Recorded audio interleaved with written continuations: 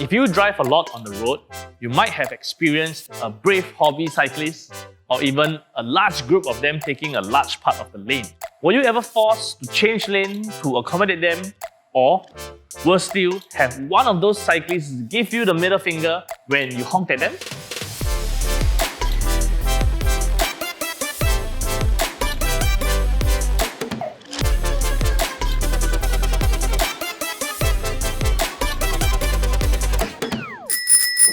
Hi, I'm Galvin from VAuG.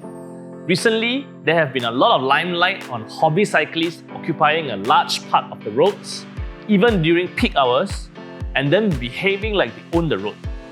Veteran actor Tae Ping Hui also took to social media to share his unpleasant experience with a group of them recently in early April. Now, regardless of which side you take, avid cyclists or everyday motorists, the law is clear. Bicycles are entitled to be ridden on many roads, and they are even allowed to ride two abreast, meaning they can take up to half the lane. Coupled with a recommended safety 1.5 meter distance given to bicycles, the entire left lane is rendered virtually unusable.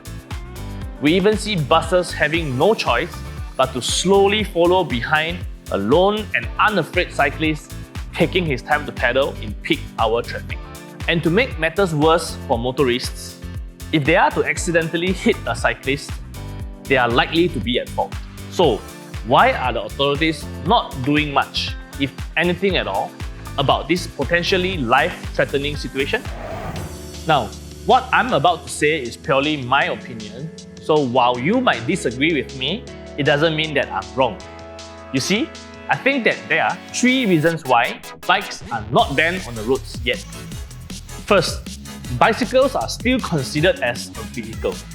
And so, for a vehicle to be ridden on pedestrian walkways, this is considered very dangerous. So, being the lesser of two evils, they are better off on the roads.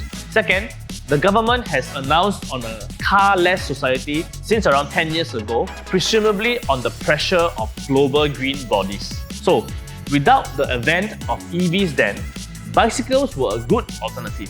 But land-scarce Singapore doesn't allow enough space for dedicated bicycle lanes. So, for majority of the roads, bikes have to share. Third, the mentality of Singaporean car owners tend to differ a lot from those in other pro-cycling countries in the far west.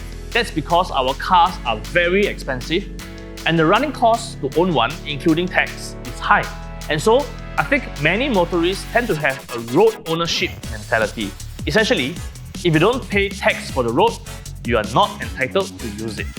So, all these factors and more will add up to fueling the perpetual war of hobby cyclists and everyday drivers. And because of rules set long ago, it looks like the government could be pushed to a corner of not being able to revert on their decision of disallowing bicycles on the roads fast enough. And perhaps so, now they are focusing a lot of effort in greening our cars more, even to the state of going very pro in introducing a lot more electric vehicles or EVs on our roads by 2030. So, what do you think of these bicycles on the road? Have you gotten an unpleasant experience with them before? Let us know in the comments below.